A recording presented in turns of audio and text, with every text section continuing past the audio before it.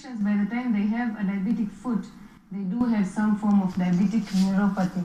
But there are certain percentage which do not have neuropathy and have a problem with the blood flow to the leg and develop the ulcer. So it's not completely synonymous. All right, I want to understand what are the complications that come about with diabetic foot.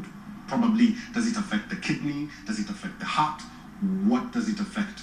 Yeah, that's a very good question actually, because when you have diabetic foot, the first thing to know is that it gives you an indication that what is happening in the foot is happening everywhere else. So that is, the blood supply to the feet has been affected, and the nerves supplying the feet have been affected. So that could be happening in all your other organs of the body as well. Nerves are of different types. There's the sensory nerves with which you feel. There's the nerves for movement, the motor nerves, and there's the nerves which control your heart rate, things which you don't know consciously about. That's the autonomic nerves. Okay? So diabetes, by the time it's affecting your foot, then you know that you have to screen also for other organs. That means it could already be affecting the blood vessels or the nerves supplying other organs like the kidneys, the eyes, the heart, okay, even blood supply to the brain could be impaired. So it's an indicator that other organs could also be affected. Again, having kidney disease and having retinopathy like eye disease is already a risk factor for developing diabetic foot and vice versa. So the consequences of diabetic foot, one thing to know is that every 30 seconds, one foot or part of a foot is lost to diabetes. Right. So it is serious. It's like not something to be ignored. You see, the truth is that the feet are far away from us. Right. Right? So we tend to ignore the feet. How many Yet people... we use them every day. Yet we use them every day, and yet that is what keeps us moving. Okay? How many people actually look at the soles of their feet on a daily basis? I also don't. Right? We should. We don't. We should, ideally. Especially if you've got diabetes, then every day you should look at the sole of your feet and in between the toes to check for any injuries that could have occurred, including your shoe, right? Let me generalize it to diabetes itself.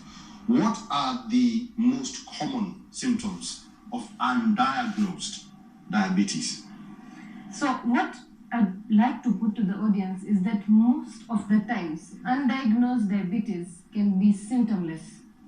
That's very important, because that's where I think your question comes about on who should be screened and have you screened. Right.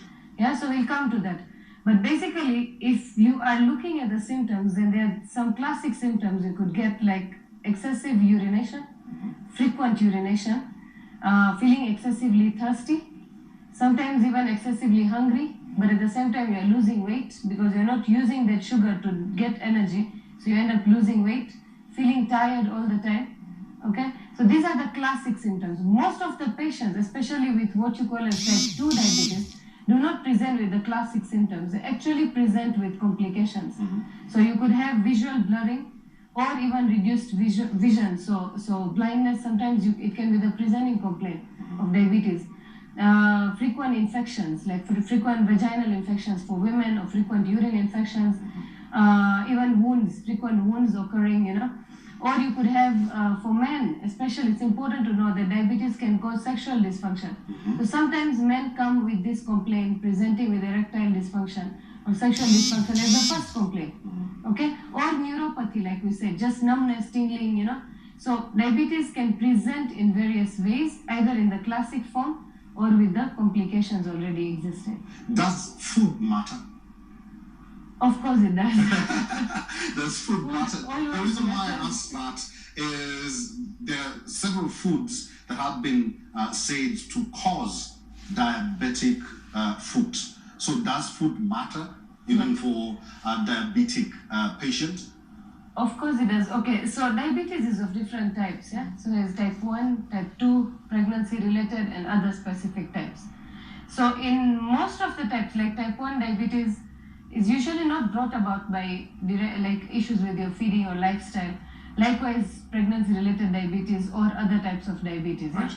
But if you're looking especially at the big elephant that we talk about is the type 2 diabetes, which is the highest prevalence and growing in prevalence to epidemic proportions now. Yeah. So that is related to lifestyle issues. However, what you have to know is anybody can get diabetes. Right. Okay, but there are certain risk factors which put you at a higher risk of developing, especially type 2 diabetes. Like for someone who has a family history of diabetes in a first degree relative, within your family or your maternal side or your paternal side as well. You've got a family history of diabetes. On top of that, you've got a poor lifestyle. That means you are eating high carbohydrate, high fat diets, especially high carbohydrate diets highly linked to predisposing you in the especially background of a poor family history. Again, if you do not have sufficient physical activity, puts you at risk. Excessive smoking, it also increases your risk of developing diabetes. Other factors like having high blood pressure, having high cholesterol, also that predisposes you. A big risk factor is overweight and obesity. Okay, that's again a huge risk factor which is potentially preventable. Okay, as we end this interview, I just want to know, how regularly should one screen for diabetes? So there is no recommendation currently on the screening for type 1 diabetes, but the type 2 diabetes screening and screening for gestational diabetes recommendations are there. So for type 2 diabetes, because it is potentially preventable and you want to pick people at a borderline stage, then you want to screen the right kind of category.